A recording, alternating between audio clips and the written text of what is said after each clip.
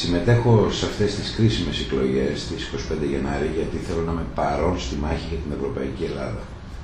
Γιατί θέλω να είμαι στην πρώτη γραμμή του αγώνα για την έξοδο από την κρίση. Γιατί θέλω να είμαι συνοδοιπόρος στην εθνική προσπάθεια να απεξαρτήσουμε τη χώρα μας από την έγκαιρη των μνημονίων. Γι' αυτό και παραιτήθηκα 2 χρόνια πριν λήξει η θητεία μου από μια σημαντική επιστημονική διοικητική θέση, από πρόεδρος του Οργανισμού Φαρμάκων. Μια θέση που εγκρίθηκε με ευρύτατη πλειοψηφία από την Βουλή των Ελλήνων. Η υποψηφιότητά μου με το ΠΑΣΟΚ, με τη Δημοκρατική Παράταξη, είναι απόφαση καρδιάς και λογικής. Είναι πολιτική ευθύνης. Ως ενεργός πολίτης θέλω να έχω τη δική μου συμβολή στην αναγέννηση της Ελλάδας, στην αναγέννηση της προοδευτικής και δημοκρατικής παράταξης. Άλλωστε, πάντα ήμουν παρόν και στα εύκολα και στα δύσκολα.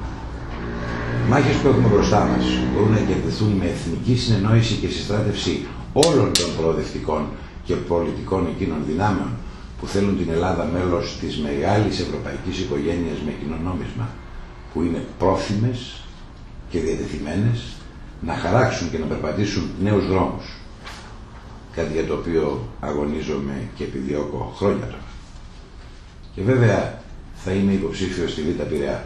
Άλλωστε, μόνο εδώ θα μπορούσα να είμαι, αφού εδώ γεννήθηκα, εδώ μεγάλωσα, εδώ ασκώ την ιατρική που σπούδασα, εδώ οι συμπολίτες μου με τίμησαν, αναδεικνύοντάς με βουλευτή για 12 χρόνια, δικό τους βουλευτή. Συμμετέχω σε εκλογές γιατί το επιτάσσει η εθνική και πολιτική κοινωνική συνείδησή μου, οι ιστορικές παραδόσεις και μνήμες της Β' Πειραιά, η προσδοκία των πολιτών μου να βγάλουμε την Ελλάδα στο φως.